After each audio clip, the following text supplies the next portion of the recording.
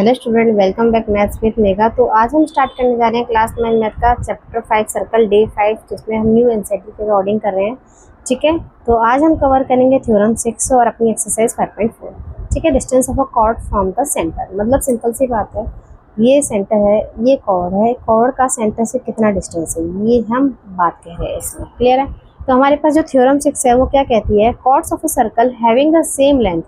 ठीक है, तुम्हारे पास क्या है, कोई सर्कल की कॉर्ड्स है हमारे पास। ठीक है, ये कॉर्ड है ए बी और एक कॉर्ड है सी डी, कहीं भी ले सकते हो आप, दोनों सेम लेंथ की है। इसमें गिवन है chords of a circle having same length, दोनों सेम लेंथ की है, मतलब ए बी इक्वल टू तुम्हारे पास सी डी, ये गिवन है।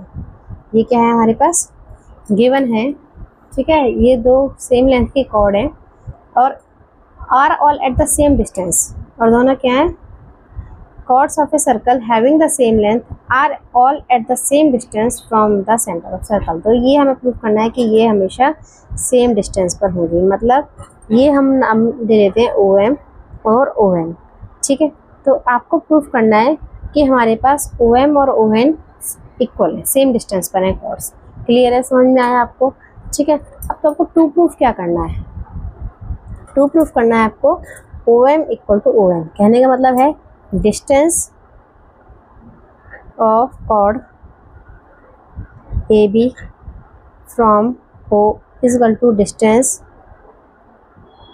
of chord CD from O। ठीक है, तो हमें OM is equal to ON proof करना है कि chord AB का सेंटर से डिस्टेंस और chord CD का सेंटर से डिस्टेंस इक्वल है।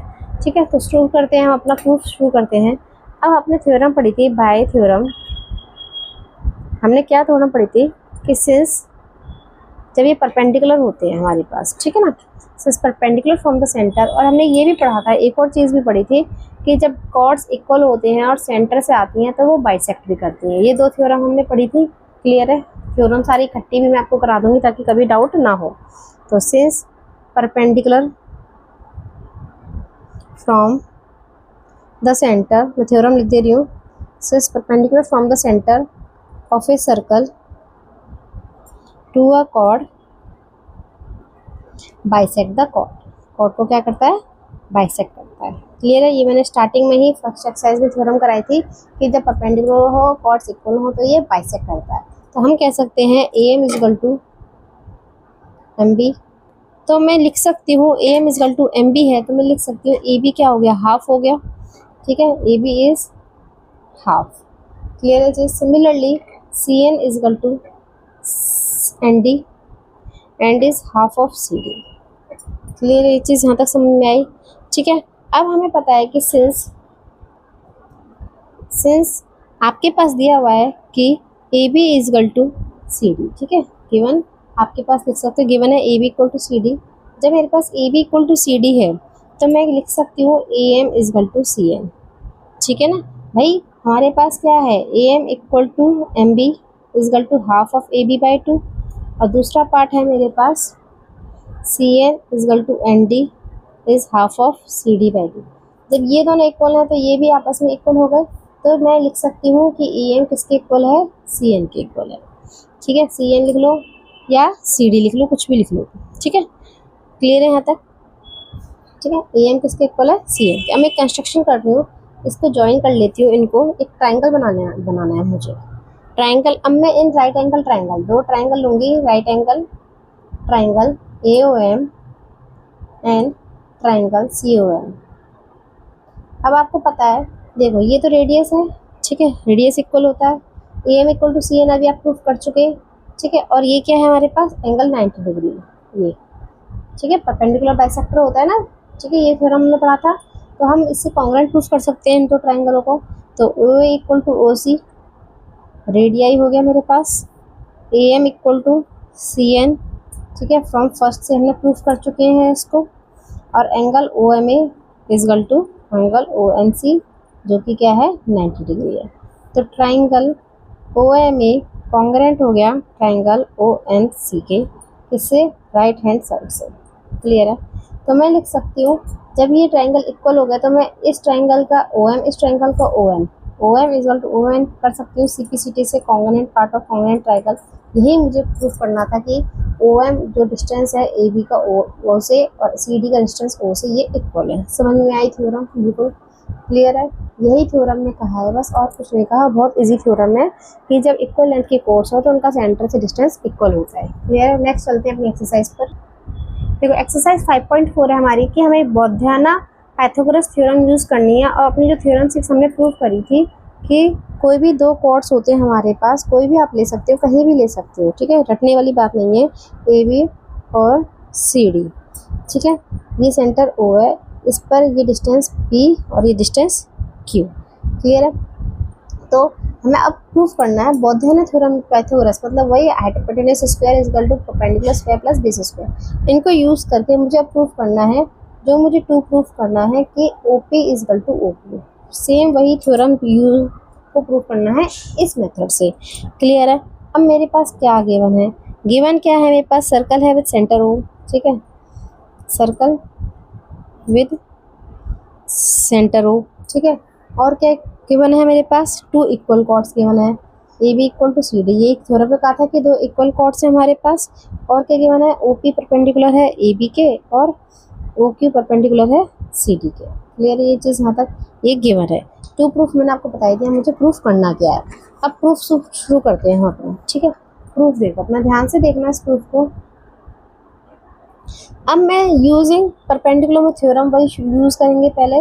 यूजिंग थ्योरम, क्या थ्योरम है कि परपेंडिकुलर फ्रॉम द सेंटर, जब भी सेंटर से कोई परपेंडिकुलर ड्रॉ करते हैं, perpendicular from the centre of a circle bisect the chord. Chord को क्या करता है? बाइसेक्ट करता है। तो हम कह सकते हैं A B equal to C D है, तो जो ए बी है, ए पी क्या हो जाएगा? हाफ हो जाएगा, A P is half of A B. Similarly C Q, ये सी क्यू भी क्या हो जाएगा?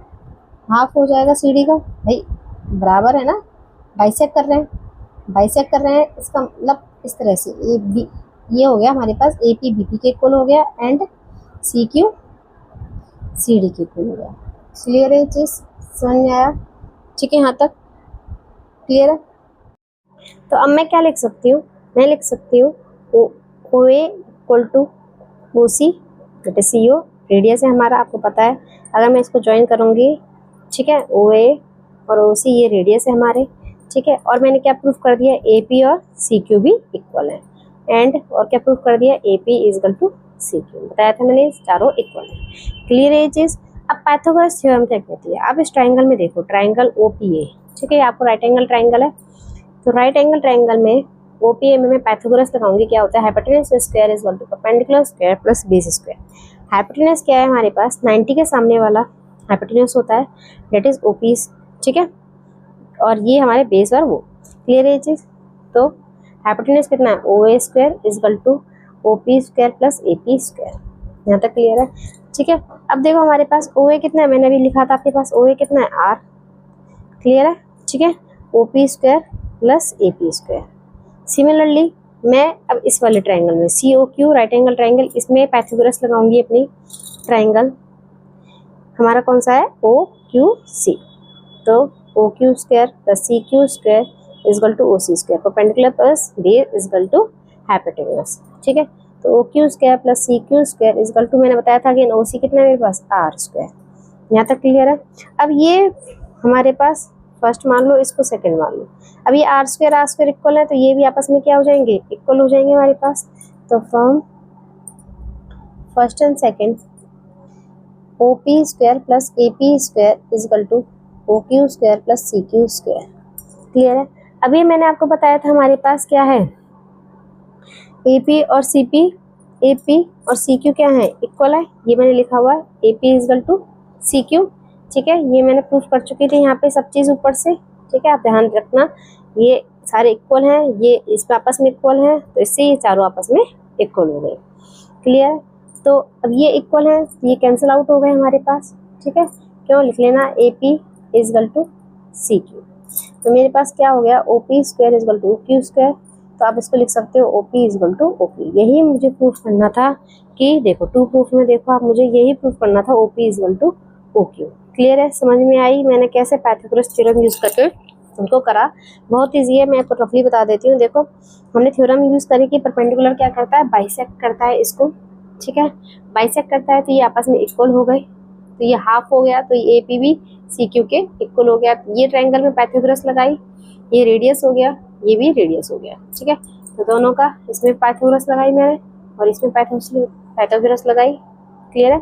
तो ये R स्क्वायर इक्वल, इससे ये इक्वल हो गए, AP से AP कैंसिल आउट हो गया मेरे पास, तो OP इक्वल टू OP, ये हैंस प्रूव्ड, क्लियर है। नेक्स्ट सेकंड क्वेश्चन देखो नेक्स्ट क्वेश्चन 2 है मेरे पास। कंसीडर फिगर आपके पास से दी हुई है आपके पास, ठीक है, इसमें CE, ये CE परपेंडिकुलर है AB के, CH आपको दिख रहा होगा, देखो ये CH परपेंडिकुलर है GF के, ठीक है, और हमें क्या गिवन है, CE इस पे GH के इक्वल गिवन है, मैंने लिख दिया है, गिवन है CE perpendicular to AB and CH is perpendicular to GF and CE equal to CH, ठीक है। अब उल्टा प्रूफ करना है, जो मैंने क्वेश्चन फर्स्ट करा था उसमें तो ये प्रूफ करा था, अब इसमें उल्टा प्रूफ करना है। उसमें था कि कॉर्ड्स इक्वल है, अब इसमें हमें कॉर्ड्स को इक्वल प्रूफ करना है, डिस्टेंस इक्वल गिवन है। क्वेश्चन समझ में आया, सिंपल सी बात है, बहुत इजी है, कुछ नहीं है। तो मैं स्टार्ट करती हूँ, अपना प्रूफ स्टार्ट करती हूँ यहाँ से। तो अब मैं वो थ्योरम यूज़ करूँगी, अपनी थ्योरम क्या कहती है कि जब इक्वल कॉर्ड्स होते हैं, व्हेन पढ़ाई थी ये भी मैंने, equal chords of a circle subtend equal angles at the centre of circle, ठीक है। जब इक्वल कॉर्ड्स होते हैं हमारे पास तो सेंटर पे इक्वल कॉर्ड्स सबटेंड करते हैं, तो हम आप कह सकते हैं angle BCA is equal to angle GCF, तो मैं कह सकती हूँ angle BCA equal to angle GCF। अब मैं ये दो ट्रायंगल ले लूँगी पूरे BCF, दो ट्रायंगल लिए मैंने BCA एंड ट्रायंगल CGF, ठीक है, क्लियर है। अब यहाँ से देखो आपके पास GC किसके इक्वल है, हमारे पास CF के इक्वल है, GC किसके इक्वल है, CF के इक्वल है, रेडियस है, ठीक है, और ऐसे ही CF is equal to CA, CF ये वाला CA, मतलब कहने का मतलब ये सारे आपस में चारों इक्वल है, रेडियस है ना हमारे पास, ठीक है। तो मैं लिख सकती हूँ इस ट्रायंगल का BC वाला, इस वाले ट्रायंगल का BC और इस वाले ट्रायंगल का CF, ठीक है। इसी तरह से इस वाले ट्रायंगल का CA और इस वाले ट्रायंगल का GC, कुछ भी लिख सकते हो। तो ये क्या है, रेडिया है, ये दोनों क्या है मेरे पास, रेडिया ऑफ सर्कल, क्लियर है। ट्रायंगल हमने प्रूफ कर चुके थे, angle BCA is equal to angle GCF, ये मैं बता चुकी हूँ फ्रॉम फर्स्ट से। तो ये साइड एंगल, साइड आपको दिख रहा है, साइड एंगल, साइड से ट्रायंगल क्या हो गया मेरे पास, कॉन्ग्रुएंट हो गए। तो ट्रायंगल BCA कॉन्ग्रुएंट हो गया ट्रायंगल GCF किससे, साइड एंगल साइड से। जब ट्रायंगल कॉन्ग्रुएंट हो गया तो इसका AB और इसका GF मैं CPCT से लिख सकती हूँ। यही मुझे प्रूफ करना था कि कॉर्ड्स क्या हैं, इक्वल, क्लियर है। ये चीज़ बहुत ईजी है, कितना समझ में आया। अब थर्ड क्वेश्चन में देखो, मैं पहले बता दे रही हूँ, इसी क्वेश्चन को मुझे प्रूफ करना है किससे, बोधायन पाइथागोरस से, वही पाइथागोरस से हम इसको प्रूफ करेंगे। ये तो मैंने सिंपल प्रूफ कर दिया, ठीक है, बहुत इजी था ये प्रूफ, बस थ्योरम यूज करी, इन दो ट्रायंगल में कॉन्ग्रुएंट पार्ट लगाया और प्रूफ हो गया। अब मैं इस क्वेश्चन को बोधायन से प्रूफ करके दिखाती हूँ आपको।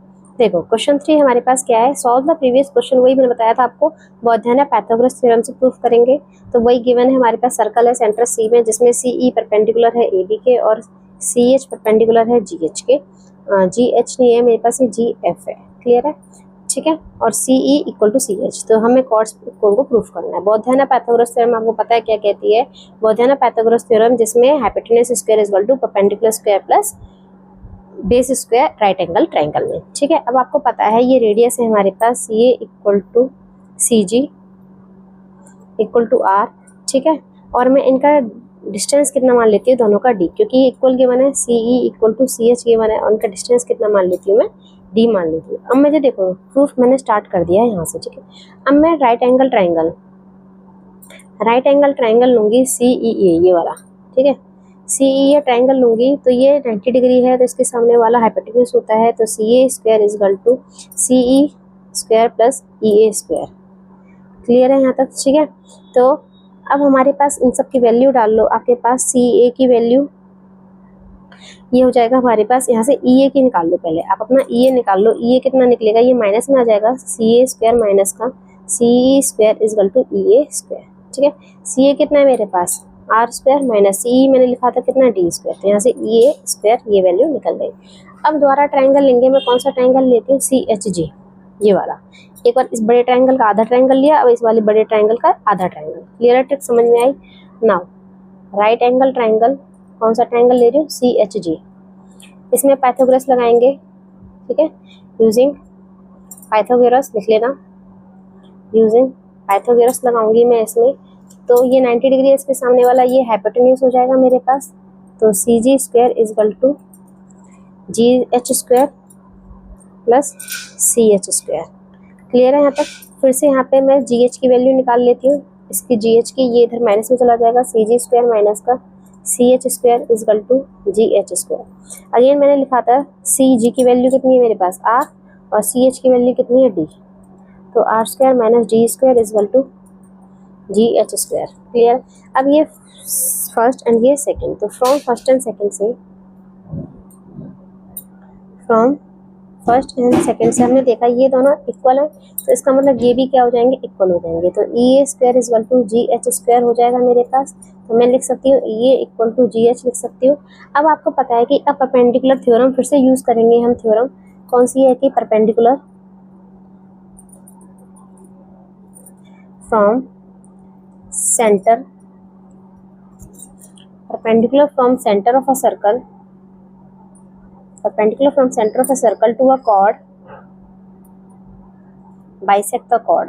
ठीक है, ये सारी पुरानी थ्योरम यूज होती जाएंगी कि जब भी परपेंडिकुलर ड्रॉ होता है सेंटर से कॉर्ड पर, तो वो कॉर्ड को बाइसेक्ट करता है। क्लियर है, ये चीज़ मैं कई बार यूज करा चुकी हूँ इसी क्वेश्चन में। तो मैं लिख सकती हूँ AB को, क्या लिख सकती हूँ, इस पूरी AB को ट्वाइस ऑफ EA लिख सकती हूँ, आधा आधा है ना, इस AB को इसका पूरे का दुगना लिख सकती हूँ। तो मैं लिख सकती हूँ AB is equal to twice of EA। Similarly GF को सेम यहाँ पर ये देखो, इसको हमने GH प्रूफ किया था, GH को ट्वाइस ऑफ GF लिख सकती हूँ इस पूरे का। ठीक है, तो GF is equal to twice of GH। अब आपने प्रूफ कर चुके हो कि EA और GH इक्वल है हमारे पास, मैं प्रूफ कर चुकी हूँ। ठीक है, फ्रॉम थर्ड लिख लेना। तो मैं लिख सकती हूँ AB किसके इक्वल है, GF के फ्रॉम थर्ड। क्लियर है, ये चीज़ समझ में आई। जब ये इक्वल है आपस में, तो ये दोनों भी आपस में क्या हो गए, इक्वल। और यही मुझे इस क्वेश्चन में प्रूफ करना था। ये क्वेश्चन दो तरीके से प्रूफ हुआ है, जो क्वेश्चन नंबर 2 और ये क्वेश्चन नंबर 3। अगर आपके पास आता है कि पाइथागोरस थ्योरम से प्रूफ करना है, तो आपको इस तरह से करना पड़ेगा। क्लियर है, समझ में आई। तो नेक्स्ट क्लास में हम एक्सरसाइज अपनी 5.5 करेंगे। ठीक है, और कोई डाउट हो तो मुझसे कमेंट करें, वीडियो को लाइक करें, शेयर करें, सब्सक्राइब